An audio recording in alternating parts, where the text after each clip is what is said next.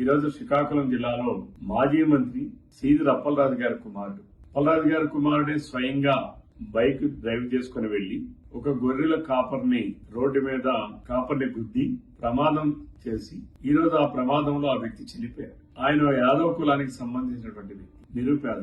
ఆయన తండ్రి మతిస్థితిలో లేనటువంటి వ్యక్తి. అతనికి 2 చిన్న పిల్లలు ఉన్నారు. ప్రమాదం జరగడం ఒక ఎత్తు అయితే, ప్రమాదం చేయడం ఒక ఎత్తు అయితే, ప్రమాదం చేసినటువంటి వ్యక్తి వెంటనే జగన్మోహన్ రెడ్డి గారి సూచనలతో, జగన్మోహన్ రెడ్డి గారి ఆదేశాలతో మాజీ మంత్రిగా పనిచేసినటువంటి అప్పలరాజు గారు తన కుమారుని రక్షించడం కోసం ఇతర కన్న తల్లిదండ్రులకి శోకం కల్పించే విధంగా ఇంకొక వ్యక్తిని ప్రమాదం చేశాడని చెప్పి పోలీసులకి తెలియపరచడం, ఇది ఎంత దారుణమో ఒకసారి రాష్ట్ర ప్రధానికం అందరూ అర్థం చేస్తారు. గొడ్డల పార్టీలో ఉన్నటువంటి జగన్మోహన్ రెడ్డి దగ్గర నుంచి కింద స్థాయి వరకు ఏ రకంగా వారి ఆలోచనలు ఉంటాయి, ఏ రకంగా చట్టాన్ని దుర్వినియోగం చేస్తారు, ఏ రకంగా వాళ్ళు ప్రమాదాల నుంచి గాని హత్యల నుంచి గాని తప్పించుకోవడానికి ఏ రకమైన విధానాలు అనుసరిస్తారు, ఇవన్నీ కూడా ఈరోజు ఇదొక కేస్ స్టడీ. ఈరోజు వ్యక్తులు ఎలా ఉన్నారు, ఈ గొడ్డల పార్టీలో ఉన్న వాళ్ళు ఎలా ఉన్నారు, ఏ రకంగా రాష్ట్రాన్ని కులాల పరంగా విచ్ఛిన్నం చేయాలని, మతాల పరంగా విచ్ఛిన్నం చేయాలని ఈ రోజు ఏ రకంగా ఈ రాష్ట్రాల్లో ప్రయత్నాలు కుట్రలు చేస్తున్నారో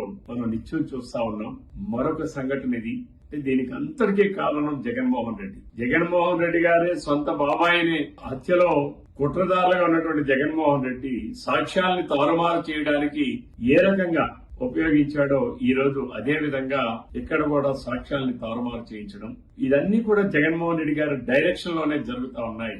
ఇటువంటి వ్యక్తి ఒక రాజకీయ పార్టీని అడ్డం పెట్టుకుని ఈరోజు ఈ రాష్ట్రంలో రాజకీయ పార్టీగా కొనసాగడం, అసలు రాజ్యాంగం ప్రకారం ఆ రాజకీయ పార్టీ కొనసాగే అర్హత లేదని చెప్పి ఈ సందర్భంగా తెలియజేస్తూ చట్ట ప్రకారం పోలీసులు వ్యవహరించారు. కానీ ఈ రోజు ఈ రాష్ట్రంలో ఉన్నటువంటి పోలీస్ యంత్రాంగం ఏ రకంగా వైసీపీ వాళ్ళు సాగిస్తున్న అరాచకాలకి మరి వత్తాసు పలుకుతున్నారనడానికి ఇది ఒక నిదర్శనం. దీనిపైన కూడా పోలీస్ యంత్రాంగం వాస్తవాలు ప్రజలకు తెలియజేయాలి, చట్టపరంగా చర్యలు తీసుకోవాలి. మరి వాళ్ళు చట్టంలో దోషులు ఎవరైతే వారికి శిక్ష పడాలి తప్ప నిర్దోషులైనటువంటి వాళ్ళని, అమాయకులైనటువంటి వాళ్ళని వాళ్ళు దోషులుగా చిత్రీకరించడానికి ఈ గొడ్డల పార్టీలో ఉన్నటువంటి అప్పలరాజు గారు ప్రయత్నం చేశారు.